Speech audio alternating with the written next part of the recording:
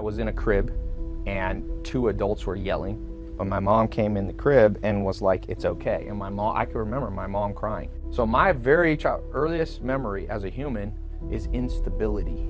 My dad was like he was a pro bodybuilder. He was a big, strong guy. And I would tell people about my dad like he was still in my life. I never told them, because they'd be like, well, where's your dad? And I'd be like, oh, he's busy, he can't come. But the truth was, didn't care that much. My mom says, Tai, when I was pregnant with you, the FBI kicked down the door with guns, put guns in my face, took your dad away, and brought him across the country to Terminal Island off Long Beach. I remember it was my birthday. My dad, when he got out of prison, he just stayed in Long Beach. But for that birthday, my dad's like, I will drive down and take you out to dinner. And he said he'd be there at like 5 p.m. and she had to go to work. She had a night shift job. And she's like, okay, your dad will be here soon, so I'm gonna leave you at the house alone. So I sat there, I was kind of on the couch, and I remember waiting for my dad. And it was like 5:30 came, nothing. 6, nothing. We had a home landline. I'm like waiting for the phone to ring. 7, 8. I remember being like super sad going, but you're a little kid, so you're like, oh, I have hope. Like, he's still gonna come. He's just late, he's just late, he's just late. I don't remember how long it was, but my mom said she came home at midnight. I was just asleep, like literally like on the couch, just like looking out the window, and he never came. And so I remember that being like super painful and being just like, my dad doesn't care about me. Life will throw tremendous blows at you. You'll have the betrayal of a close friend or family member. You'll have, sickness, death. Life is painful if I perceive it as what it was supposed to be. But the second I switch it and go, wait, no, life's like a puzzle that I was handed. Here's your puzzle of life, Tai. We took a piece out. The dad was gone. And when I look at life like that, my life's like an adventure. And I'm thankful for it. Even the stuff that sucked in the most painful day, and sometimes in the moment, I couldn't see it there. But in hindsight, I'm like, but I wouldn't have found that puzzle piece. Nobody in my family had ever really made money.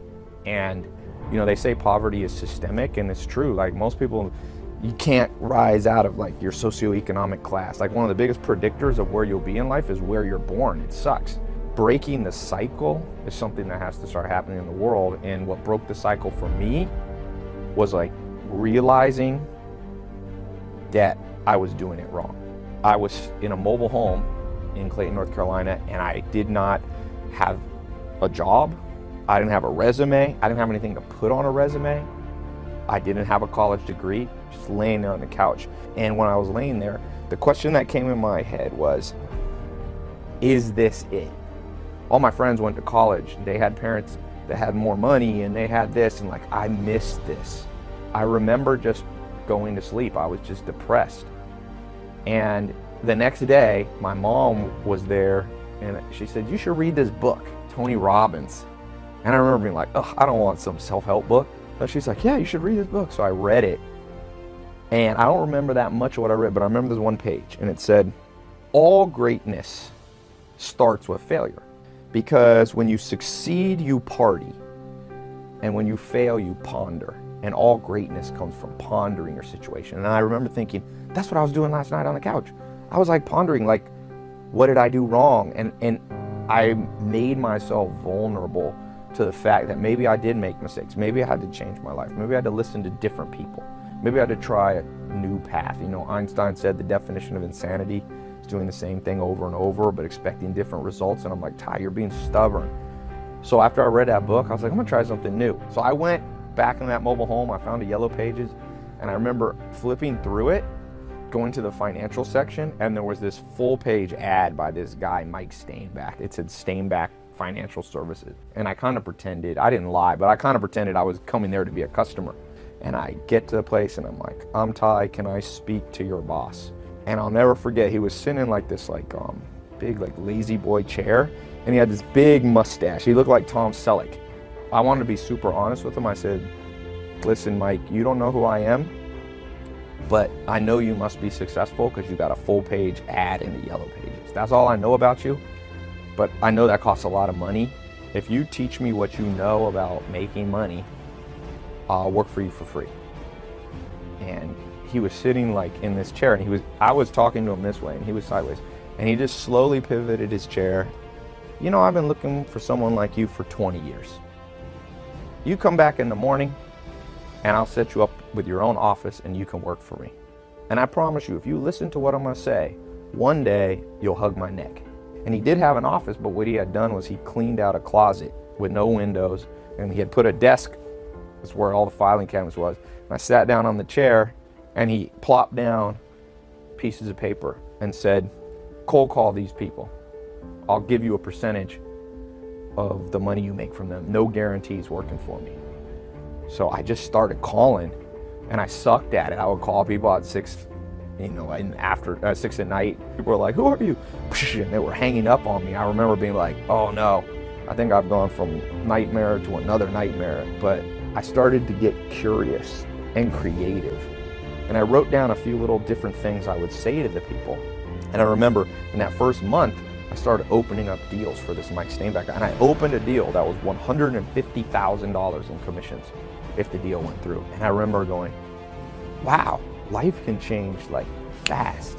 And within 9 months, I went from $0 to making 100 grand. And I remember being like, this is the pinnacle of my life. And I went out from then like a madman. I became a CFP, a certified financial planner. I got into finance. I learned, I read every book. You can either be paralyzed by what life gave you and let the pain, because there will be pain, there will be trauma. You can either let it build up and like build scar tissue that just paralyzes you, or at some point you go, the cards weren't dealt for me like I wanted, and so I'm gonna go recreate those cards. And that's what mentors were for me. And I think for every person, you got a different path that you have to do. I just spoke on this subject that I think is like the ultimate puzzle piece. You get this down, most of your problems go away. I call it the law of 33%. Basically, you should spend 33% of your day around people who have not accomplished what you've accomplished yet. You can help them, like you mentor them. And there's always those people, and you need to spend time around people that you can help. And then you spend 33% of your time around people who are on your level. Like you're about at the same level of what you're trying to do. Those become your close friends. Those are the people you hang out with on the weekends. But the last 33% is the magical one that doesn't happen in our school system, and almost no one even tries to find these people, unfortunately. You should spend 33% of your time around people who are 5, 10, 20, 30 years ahead where you want to be. And if you do the math, that's like a couple hours a day. And now you can do it with YouTube videos. You can do it with a book. You can do it with an audio book. You can do it with Facebook videos. If you can start absorbing from the world's greatest mind, downloading their advice into your brain, their 40 years of experience in pain and reward, in making mistakes, in accomplishing great things, and you basically get like a cheat sheet. And if you can absorb that, and this is what I tell myself every day I wake up, it's like, Tai, law 33%, who are you spending time with? I think the most pain that we get in life is when we think life is like a straight line, start, finish, and here's what's supposed to happen. Nothing's supposed to happen. It doesn't work that way. Sometimes the puzzle pieces swap out and you can't overreact. In life, if you want to have a complete life, you go find a piece. You put the piece back in. You have to take your destiny in your own hands and try to recreate what you missed out on. For good or bad, today I control my own destiny.